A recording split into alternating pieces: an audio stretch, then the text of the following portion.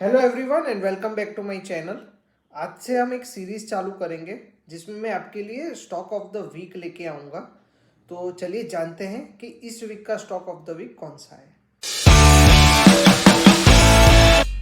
आज की जो कंपनी मैं लेके आया हूँ ये एक कंस्ट्रक्शन बेस्ड कंपनी है जो बेस्ड है हैदराबाद में और जो इनकॉर्पोरेट हुई थी 1995 में। ये बेसिकली ईपीसी सर्विसेज में है। ये कंस्ट्रक्ट करती है हाईवेज और फ्लाईओवर्स।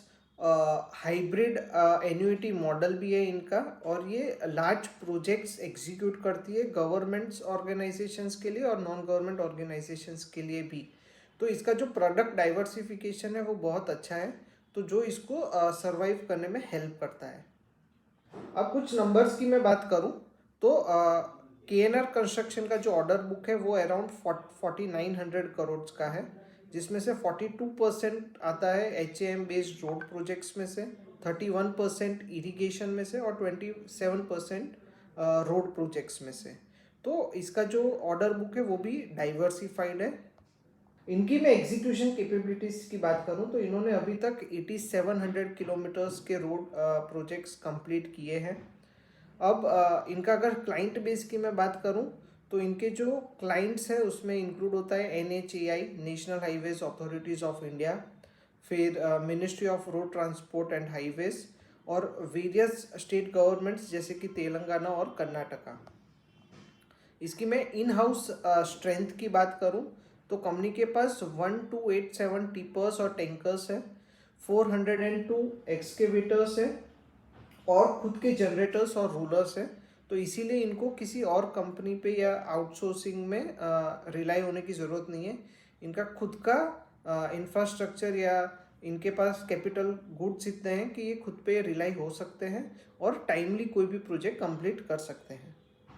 अब अगर मैं इनके फाइनेंशियल्स की बात करूं तो कंपनी का टारगेट है कि ये FY में वो 4000 to 4100 करोड़ का टर्नओवर अचीव करेंगे।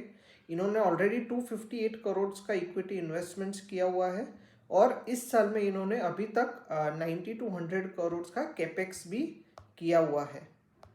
अब मैं इनके वैल्यूएशंस और रेशियोज की बात करूं तो कंपनी का जो मार्केट कैपिटल है वो अराउंड 9400 करोड़ के आसपास है।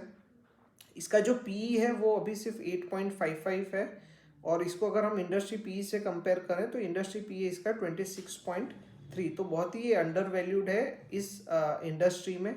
इसका कंपनी का जो ROCE है वो है 25.7%। कंपनी का जो रिटर्न ऑन इक्विटी है वो है 23.7%। डेट टू इक्विटी की बात करूं तो वो सिर्फ 0.34 है और प्रमोटर होल्डिंग भी 48.8% है, जिसमें से कुछ भी इन्होंने प्लेज नहीं किया हुआ है। अब कंपनी के सेल्स और प्रॉफिट ग्रोथ की मैं बात करूं तो कंपनी का जो एवरेज CAGR है सेल्स ग्रोथ में वो 1 साल का है 29%, 5 साल का है 14% और 10 साल का है 17%। तो अब कंपनी की अगर मैं प्रॉफिट ग्रोथ की बात करूं तो कंपनी का जो प्रॉफिट ग्रोथ है 10 साल का CAGR वो है 29%। अब अगर मैं स्टॉक प्राइस CAGR मतलब स्टॉक प्राइस ने कितना रिटर्न दिया है उसकी मैं बात करूं तो 1 साल का जो इसका CAGR है वो है 24%, 5 साल का CAGR है 24% और 10 साल का इसका जो CAGR है वो है 27%।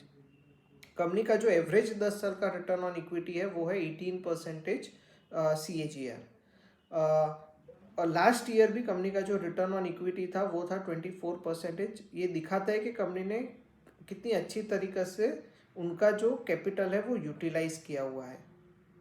अब इस कंपनी की लिक्विडिटी की बात करूं, कंपनी के करंट रेशियो की बात करूं तो कंपनी का जो करंट रेशियो है वो है 2.78 टाइम्स। ये एक स्ट्रॉन्ग फाइनेंशियल हेल्थ दिखाता है कंपनी की।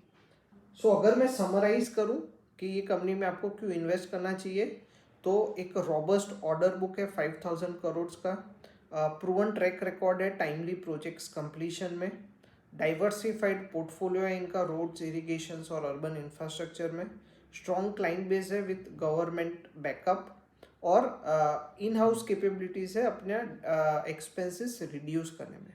अब ये कंपनी कौन सी है तो ये कंपनी है KNR कंस्ट्रक्शन लिमिटेड।